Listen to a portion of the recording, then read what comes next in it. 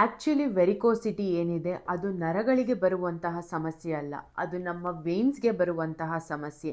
ಅಂದರೆ ನಾವೇನಾದರೂ ಕೆಲಸ ಮಾಡಿದರೆ, ಎಲ್ಲಾದರೂ ಟ್ರಾವೆಲ್ ಮಾಡಿದರೆ ಸಾಕು, ನಮ್ಮ ಕಾಲುಗಳೆಲ್ಲ ತುಂಬ ಊತ ಆಗ್ತಿದೆ, ಸರಿಯಾಗಿ ನಮಗೆ ನಡೆಯೋಕ್ಕಾಗ್ತಿಲ್ಲ, ರಾತ್ರಿ ಮಲಗಿದಾಗ ನಮ್ಮ ಮೀನಿನ ಖಂಡಗಳು ಮತ್ತು ಕಾಲುಗಳು ಒಂಥರ ರೆಸ್ಲೆಸ್ ಆಗ್ತಿರುತ್ತೆ, ಯಾವಾಗಲೂ ತಿಕ್ತಾ ಇರಬೇಕು ಅಂತ ಅನಿಸುತ್ತೆ.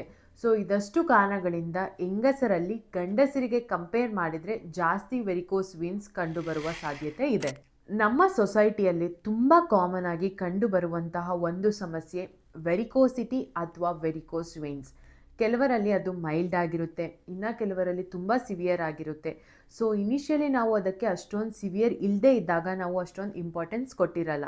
ಅದೇ ರೀತಿ ಮೈಲ್ಡ್ ಆಗಿ ನಮಗೆ ಟಾರ್ಚಿಯಸ್ ವೇನ್ಸ್ ಕಾಣುತ್ತೆ, ಅಥವಾ ಕೆಲವರಲ್ಲಿ ಅದು ಜಸ್ಟ್ ಸ್ಪೈಡರ್ ವೇನ್ಸ್ ಇದ್ದಂಗೆ ಕಾಣುತ್ತೆ. ಸೊ ಆವಾಗ ಅಷ್ಟೊಂದು ನಾವು ಅದಕ್ಕೆ ಇಂಪಾರ್ಟೆನ್ಸ್ ಕೊಟ್ಟಿರೋಲ್ಲ.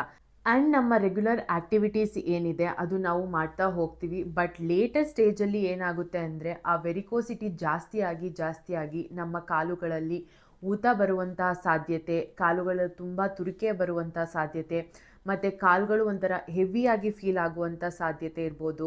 ನಡೆಯುವಾಗ ಕಾಲುಗಳಲ್ಲಿ ತುಂಬ ನೋವಾಗೋದು, ಮಲಗಿದಾಗ ಕಾಲು ಕಾಫ್, ಮೇನ್ಲಿ ಮೀನಿನ ಖಂಡಗಳೇನಿದೆ ತುಂಬ ಮಸಲ್ಸ್ ಕ್ರ್ಯಾಂಪ್ ಬರುವಂಥ ಸಾಧ್ಯತೆ ಇದೆ. ಈ ವಿಡಿಯೋದಲ್ಲಿ ಆ ವೆರಿಕೋಸಿಟಿ ಯಾಕೆ ಬರುತ್ತೆ, ಇದು ಹೆಂಗಸರಲ್ಲೇ ಯಾಕೆ ಜಾಸ್ತಿ ಕಂಡು ಬರುತ್ತೆ ಅನ್ನೋದನ್ನು, ಮತ್ತು ಇದಕ್ಕೆ ಮನೆಯಲ್ಲಿ ನಾವು ಹೇಗೆ ಮ್ಯಾನೇಜ್ ಮಾಡ್ಬೋದು ಅನ್ನೋದನ್ನು ನಿಮ್ಮ ಜೊತೆ ಶೇರ್ ಮಾಡ್ತಾ ಇದ್ದೀನಿ. ಸೊ ಫಸ್ಟ್ನೇದಾಗಿ ವೆರಿಕೋಸಿಟಿ ಅಂದರೆ ನಮ್ಮ ಸರ್ಕ್ಯುಲೇಟ್ರಿ ಸಿಸ್ಟಮಲ್ಲಿ ಬರುವಂತಹ ಒಂದು ಸಮಸ್ಯೆ. ಸೊ ನಮಗೆ ಗೊತ್ತು, ನಮ್ಮ ಸರ್ಕ್ಯುಲೇಟ್ರಿ ಸಿಸ್ಟಮ್ ಅಂದರೆ ನಮ್ಮ ಹಾರ್ಟ್ ಇದೆ, ಆರ್ಟ್ರೀಸ್ ಇದೆ ಮತ್ತು ವೇನ್ಸ್ ಇದೆ. ಸೊ ಹಾರ್ಟ್ ಶುದ್ಧ ರಕ್ತವನ್ನು ಪಂಪ್ ಮಾಡಿ ಆರ್ಟ್ರೀಸಿಂದ ಎಲ್ಲ ಜೀವಕೋಶಗಳಿಗೂ ಕಳಿಸುತ್ತೆ. ಸೊ ಆರ್ಟ್ರೀಸಲ್ಲಿ ಹೋಗುವಾಗ ಅಲ್ಲಿರುವಂತಹ ಬ್ಲಡ್, ಆಕ್ಸಿಜನ್ ಮತ್ತು ನ್ಯೂಟ್ರಿಯೆಂಟ್ಸ್ ಎಲ್ಲ ಪ್ರತಿಯೊಂದು ಜೀವಕೋಶಗಳಿಗೂ ಸಪ್ಲೈ ಆಗುತ್ತೆ. ಸೊ ಅದಾದಮೇಲೆ ಇರುವಂತಹ ಅಶುದ್ಧ ರಕ್ತ ಏನಿದೆ ಆ ವೇನ್ಸಿಂದ ವಾಪಸ್ ನಮ್ಮ ಹಾರ್ಟ್ಗೆ ಹೋಗಬೇಕು. ಸೊ ಈ ವೇನ್ಸ್ಗೆ ಬರುವಂತಹ ಸಮಸ್ಯೆ ಈ ವೆರಿಕೋಸಿಟಿ.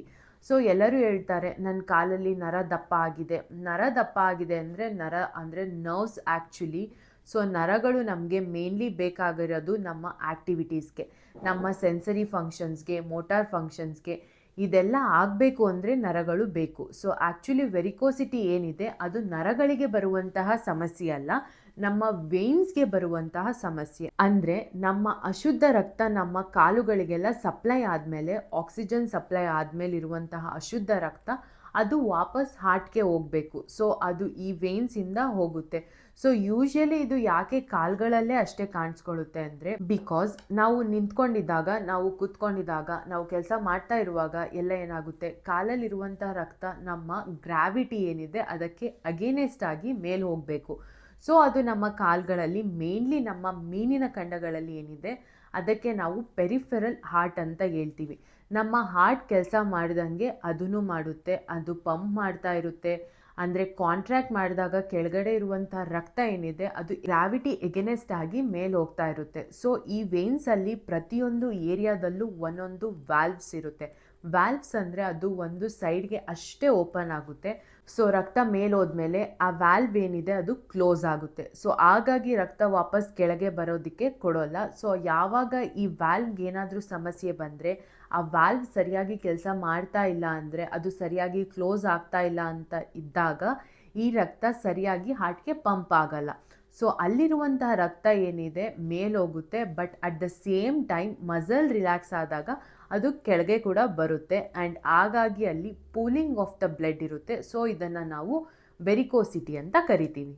ಸೊ ವೆರಿಕೋಸಿಟಿಗೆ ಮೇನ್ಲಿ ಈ ವೇನ್ಸಲ್ಲಿರುವಂತಹ ವ್ಯಾಲ್ವ್ಗಳಲ್ಲಿ ಬರುವಂಥ ಒಂದು ಸಮಸ್ಯೆ ಅಂತ ಹೇಳ್ಬೋದು. ಆ್ಯಂಡ್ ನೆಕ್ಸ್ಟ್, ರಕ್ತನಾಳಗಳ ವ್ಯಾಲ್ವ್ಸ್ ಏನಿದೆ ಅದು ಸರಿಯಾಗಿ ಫಂಕ್ಷನ್ ಆಗಿಲ್ಲ ಅಂದರೆ ಏನಾಗ್ಬೋದು, ನಮ್ಮ ವೆರಿಕೋಸಿಟಿ ಬರುವಂಥ ಸಾಧ್ಯತೆ ಇದೆ. ಸೊ ಯಾರಿಗೆ ಈ ವೆರಿಕೋಸ್ ವೇನ್ಸ್ ಬರುವಂತಹ ಸಾಧ್ಯತೆ ಜಾಸ್ತಿ ಅಂದರೆ, ಯಾರು ಹವರ್ಗಟ್ಟಲೆ ನಿಂತ್ಕೊಂಡು ಕೆಲಸ ಮಾಡ್ತಿರ್ತಾರೆ ಅವರಲ್ಲಿ ವೆರಿಕೋಸಿಟೀಸ್ ಬರುವ ಸಾಧ್ಯತೆ ಜಾಸ್ತಿ ಇರುತ್ತೆ. ಯಾಕಂದರೆ ಅವರು ಯಾವಾಗಲೂ ಕೂಡ ನಿಂತ್ಕೊಂಡು ಈ ಕಾಲಲ್ಲಿರುವಂತಹ ಬ್ಲಡ್ ಏನಿದೆ ಅದು ಎಗೇನೆಸ್ಟ್ ದ ಗ್ರಾವಿಟಿ ಪಂಪ್ ಮಾಡಬೇಕಾಗುತ್ತೆ.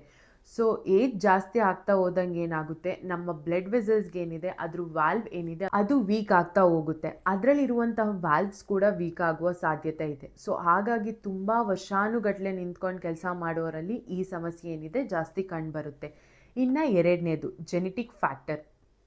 ಈಗ ನನ್ನ ತಂದೆ ಅಥವಾ ತಾಯಿ ಯಾರಿಗಾದರೂ ಈ ವೆರಿಕೋಸ್ ವೀನ್ ಸಮಸ್ಯೆ ಇತ್ತು ಅಂದರೆ ನನಗೂ ಕೂಡ ಅದು ಬರುವಂಥ ಸಾಧ್ಯತೆ ಜಾಸ್ತಿ ಇರುತ್ತೆ.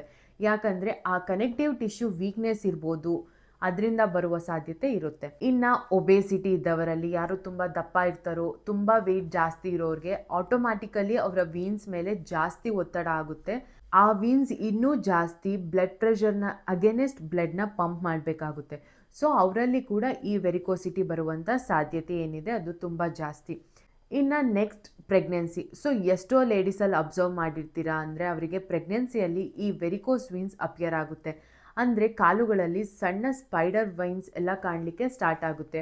ಆ ಪ್ರೆಗ್ನೆನ್ಸಿ ಟೈಮಲ್ಲಿ ಏನಾಗುತ್ತೆ ಅಂದರೆ ಅವರ ಬ್ಲಡ್ ವಾಲ್ಯೂಮ್ ಜಾಸ್ತಿ ಆಗಿರುತ್ತೆ, ಅಬ್ಡಾಮಿನಲ್ ಪ್ರೆಷರ್ ಏನಿದೆ ಅದು ತುಂಬ ಜಾಸ್ತಿ ಆಗಿರುತ್ತೆ, ಮತ್ತು ಕೆಲವು ಹಾರ್ಮೋನಲ್ ಚೇಂಜಸ್ ಆಗಿರೋ ಕಾರಣದಿಂದನೂ ಕೂಡ ಇದೆಲ್ಲ ಸಮಸ್ಯೆ ಇರೋದ್ರಿಂದ ಪ್ರೆಗ್ನೆನ್ಸಿ ಟೈಮಲ್ಲೂ ಕೂಡ ವೆರಿಕೋಸಿಟಿ ಡೆವಲಪ್ ಆಗುವ ಸಾಧ್ಯತೆ ತುಂಬ ಜಾಸ್ತಿ ಇರುತ್ತೆ.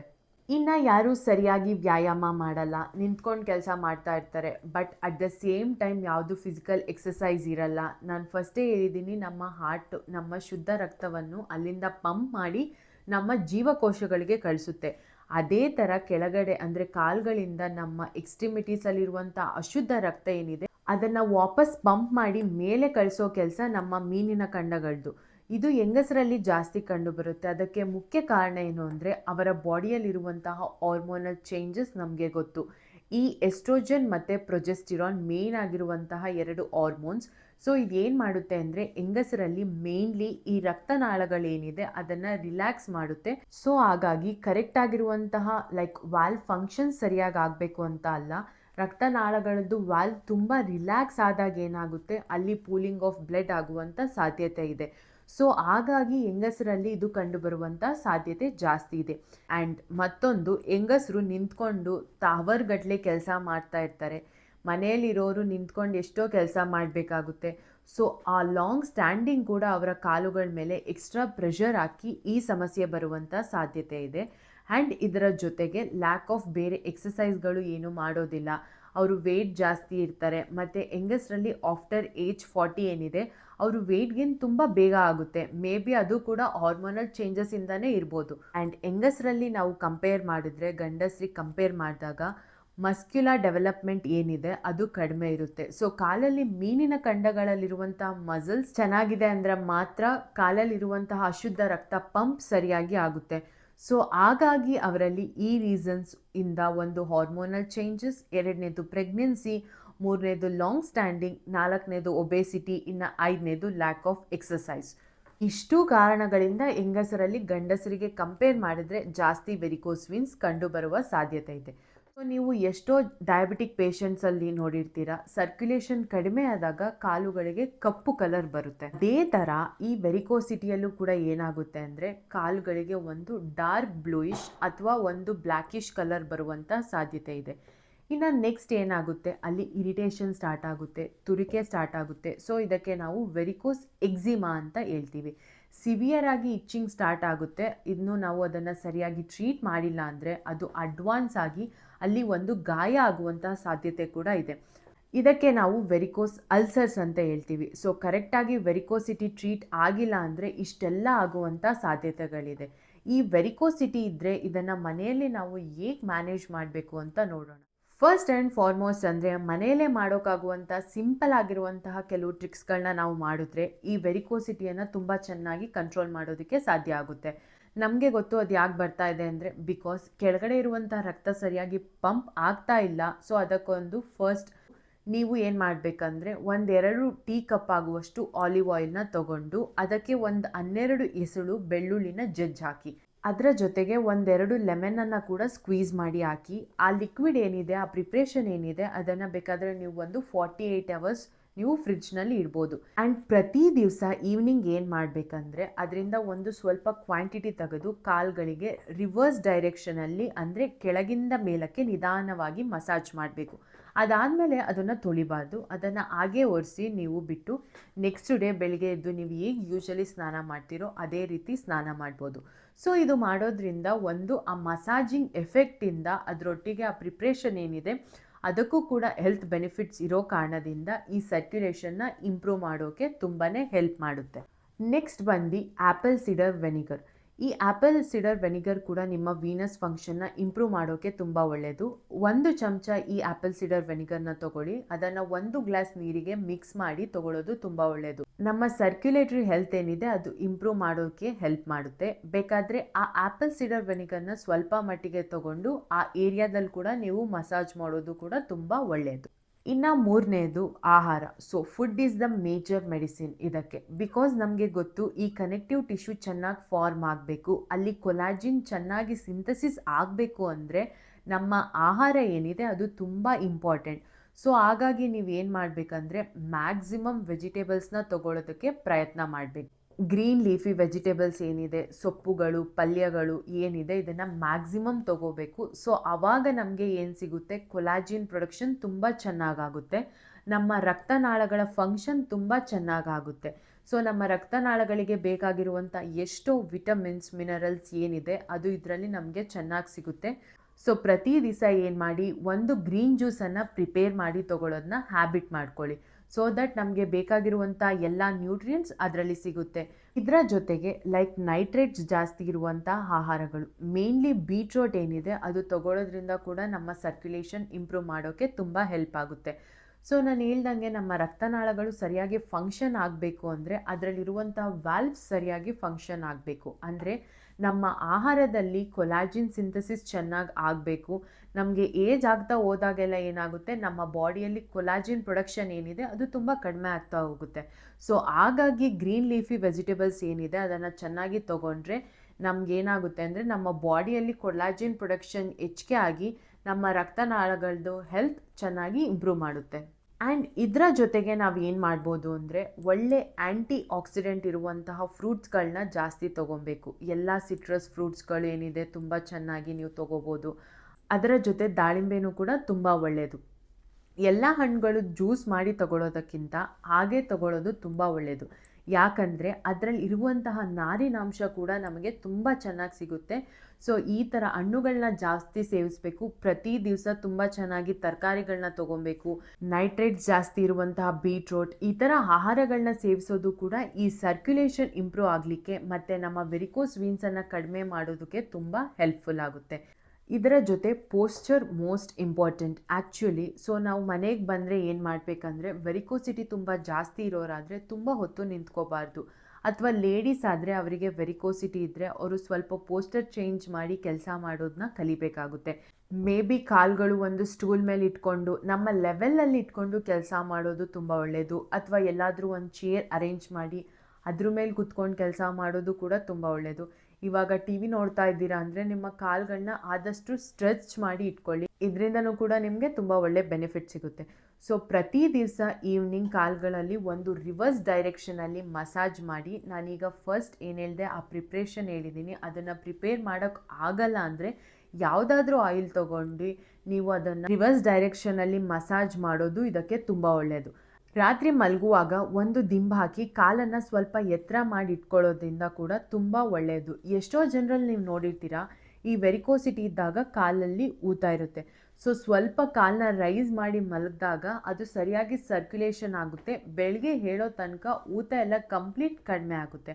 ಆ್ಯಂಡ್ ನಾವು ಡೇ ಟೈಮ್ ಆಲ್ಮೋಸ್ಟ್ ಏನು ನಾವು ಒಂದು 8 ಅವರ್ಸ್ ನಿಂತ್ಕೊಂಡು ಕೆಲಸ ಮಾಡ್ತೀವಿ, ಅಷ್ಟೇ ಟೈಮ್ ರಾತ್ರಿ ಕೂಡ ಇದೆ. ನಾವು ರಾತ್ರಿ ಮಲಗುವಾಗ ಏನದನ್ನು ಎತ್ತರ ಮಾಡಿ ಇಟ್ಕೊಂಡ್ರೆ ಏನಾಗುತ್ತೆ, ಆ ವೇನ್ಸ್ ಮೇಲೆ ಇರುವಂತಹ ಒತ್ತಡ ಕಡಿಮೆ ಆಗುತ್ತೆ ಆ್ಯಂಡ್ ಈಸಿಯಾಗಿ ಸರ್ಕ್ಯುಲೇಷನ್ ರೀಗೈನ್ ಆಗೋಕ್ಕೆ ಹೆಲ್ಪ್ ಮಾಡುತ್ತೆ. ಈ ಸಮಸ್ಯೆ ಏನಿದೆ ವೆರಿಕೋಸಿಟಿ, ಇದು ಜಾಸ್ತಿ ಆಗೋದನ್ನು ತಡೆಗಟ್ಟೋಕ್ಕೆ ಇದು ತುಂಬಾ ಹೆಲ್ಪ್ ಆಗುತ್ತೆ. ಇದರ ಜೊತೆಗೆ ನಾವು ಒಳ್ಳೆಯ ಆಹಾರ ತೊಗೊಂಡ್ರೆ ಏನಾಗುತ್ತೆ, ನಮ್ಮ ಬಾಡಿಯಲ್ಲಿ ಕನೆಕ್ಟಿವ್ ಟಿಶ್ಯೂ ಪ್ರೊಡಕ್ಷನ್ ಚೆನ್ನಾಗಾಗುತ್ತೆ. ನಮ್ಮ ವೆರಿಕೋಸಿಟಿಯನ್ನು ಕಡಿಮೆ ಮಾಡೋಕ್ಕೂ ಕೂಡ ಇದು ತುಂಬ ಹೆಲ್ಪ್ಫುಲ್ ಆಗುತ್ತೆ. Next omega 3 fatty acids. ನಮಗೆ ಗೊತ್ತು ಒಮೆಗಾ 3 ಫ್ಯಾಟಿ ಆಸಿಡ್ಸ್ ಏನಿದೆ ಅದು ನಮ್ಮ ರಕ್ತನಾಳಗಳ ಆರೋಗ್ಯನ ಇಂಪ್ರೂವ್ ಆಗೋಕ್ಕೆ ತುಂಬ ಹೆಲ್ಪ್ ಮಾಡುತ್ತೆ. It's a natural blood thinner. So varicosity ಇದ್ದವರು ಒಮೆಗಾ 3 ಫ್ಯಾಟಿ ಆಸಿಡ್ಸ್ ಫುಡ್ನ ತೊಗೊಳ್ಳೋದು ತುಂಬ ಒಳ್ಳೆಯದು. ಅದೇ ಥರ ಅರಿಶಿಣದಲ್ಲೂ ಕೂಡ ಕರ್ಕ್ಯುಮಿನ್ ಅಂತ ಒಂದು ಕಂಟೆಂಟ್ ಇದೆ. That is a very strong anti inflammatory medicine. ಅದನ್ನು ತಗೊಳ್ಳೋದು ಕೂಡ ಈ ವ್ಯಾಲ್ವುಲರ್ ಹೆಲ್ತ್ ಏನಿದೆ ಅದನ್ನು ರೀಗೈನ್ ಮಾಡೋಕ್ಕೆ ತುಂಬ ಹೆಲ್ಪ್ ಆಗುತ್ತೆ. ಈ ವೆರಿಕೋಸಿಟಿ ಇದ್ದವ್ರಿಗೆ ತುಂಬ ಒಳ್ಳೆಯದು ಅಂದರೆ ಅದೇ ಥರ ಶುಂಠಿ.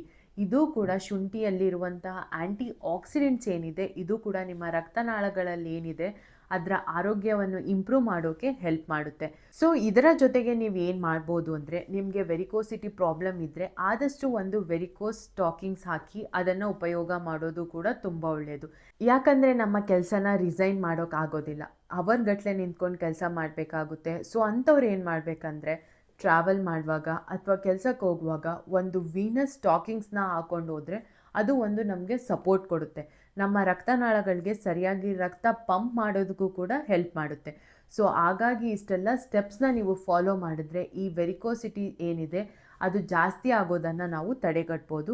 ಅದೇ ಥರ ಎಷ್ಟೋ ಕಾಂಪ್ಲಿಕೇಶನ್ಸ್ ಆಗೋದನ್ನ ಕೂಡ ಕಂಪ್ಲೀಟಾಗಿ ಅವಾಯ್ಡ್ ಮಾಡ್ಬೋದು. ಈ ವಿಡಿಯೋ ಇಷ್ಟ ಆದರೆ ಲೈಕ್ ಮಾಡಿ, ಶೇರ್ ಮಾಡಿ, ಕಮೆಂಟ್ ಮಾಡಿ, ಸಬ್ಸ್ಕ್ರೈಬ್ ಮಾಡಿ. Till then stay healthy. Thank you for watching.